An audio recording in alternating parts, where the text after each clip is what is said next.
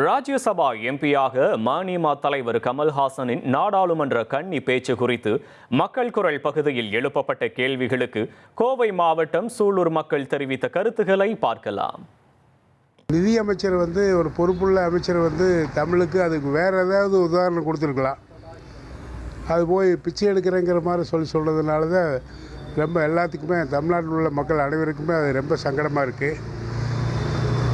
கமலஹாசனுடைய பேச்சு ரொம்ப தெளிவாக கன்னி பேச்சு, செம்மொழி தமிழினுடைய இது கரெக்டாக பேசினார். அது அவங்கள நாடாளுமன்றத்தில் இருக்கக்கூடிய மெம்பர்களுக்கு இந்தி அதிகமாக இருக்கக்கூடிய ஆளுக்கு புரியாமல் இருக்கலாம். அது தமிழ்நாட்டை சேர்ந்த நம்ம நிர்மலா சீதாராமுக்கு புரியல அப்படிங்கும்போது ரொம்ப வருத்தமாக இருக்குது.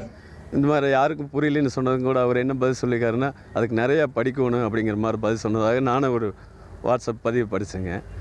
இவர் நிறைய படிச்சிருந்தாருன்னா இது எழுதிட்டு அதை பார்த்து படிக்க வேண்டிய அவசியம் இல்லை பார்லிமெண்ட்டில். அது அப்போ இவரே ஸ்கிரிப்டாக தான் வந்திருக்கார். படித்தவருக்கு அப்புறம் எதுக்கும் எழுதிட்டு வரணும், ஸ்கிரிப்ட் எழுதிட்டு படிக்க வேண்டிய அவசியம் இல்லையா. ரெண்டாவது பாமர மக்களுக்கு புரியும்படியான இருக்கணும். அந்த கவி அந்த உரைநடை அந்த டைலாக்ல பேசுகிறது உண்மையாலுமே அவருக்கே திருப்பி கேட்டோம்னா அவரே திருப்பி அதே வார்த்தையை பேசுவாரா இல்லை அதுக்கு அர்த்தம் சொல்லுவாராங்கிறது ஒரு கேள்விக்குறியான விஷயம் தானுங்க. யாருக்குமே புரியலைங்கிறது உண்மை. அவருக்கே புரிஞ்சிருக்காது. திருப்பி அதையே போட்டு அதை ரீப்ளை பண்ணி கேட்டார்னா அவருக்கே புரிஞ்சிருக்காது நம்ம என்ன பேசணும்னுங்கிறது. நல்லா பேசியிருந்தாருங்க. நிர்மலா சீதாராமன் அவர்கள் பேசினதுக்கே நம்மளுக்கு கமல்ஹாசன் பார்த்திங்கன்னா நல்லா தான் பேசியிருந்தார். நல்லா பேசினாருன்னா நம்முடைய தமிழையும் தமிழ்நாட்டையும் இழிவுபடுத்துற மாதிரி பேசியிருந்தாங்க.